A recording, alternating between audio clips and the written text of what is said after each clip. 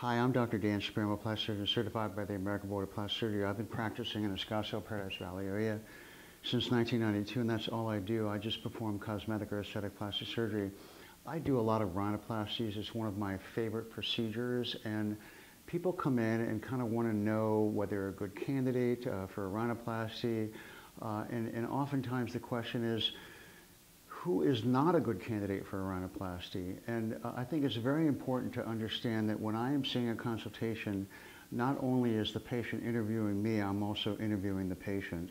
And what I'm looking for is a very, very healthy state of mind and make sure emotionally that the patient is motivated in the correct fashion for having elective cosmetic surgery. So when I see somebody, I try to figure out technically whether I can make them happy, which means that if I can accomplish aesthetically what we both are trying to decide to perform in terms of the operation, and then I try to figure out whether or not emotionally the patient is ready for it and what their motivation is. For example, if in fact I see somebody that has an idea of what they want, but basically is not something that I think can be accomplished technically in a very predictable fashion, I would say that either they're not a candidate for the rhinoplasty, or I am not the surgeon that should perform that rhinoplasty.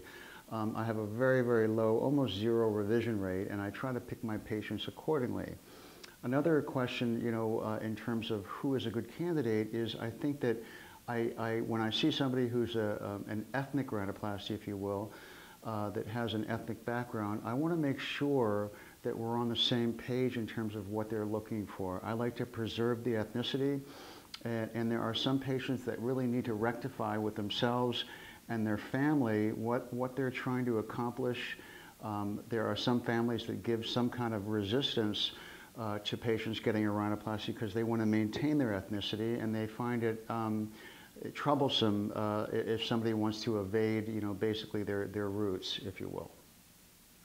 So in terms of who is a good candidate and not a good candidate for a rhinoplasty, number one, I make sure that the patients are motivated correctly, that emotionally they're mature, and that they're not looking for secondary gains. If somebody thinks that a rhinoplasty is going to completely change their life, I think they're mistaken. I think that it will greatly enhance somebody's life in terms of both emotionally and aesthetically, and I see such an increase in patients' confidence after a rhinoplasty, but it certainly won't get them a job or keep them in a relationship or all of a sudden get a relationship. So I try to screen accordingly.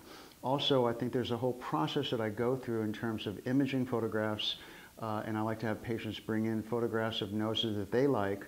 And if we can't match minds in terms of coming up with a common aesthetic plan, again, I'm not the surgeon, and I don't think they're a good candidate for me to perform the rhinoplasty. So the best way to figure out if you're a candidate for a rhinoplasty, come in, tell me what you're looking for. I'll take some photographs, I'll tell you what I think I can do, and then I'll have you bring in some photographs, and we'll figure out exactly what the plan is. Best way to find out is come in for a consultation. Thank you.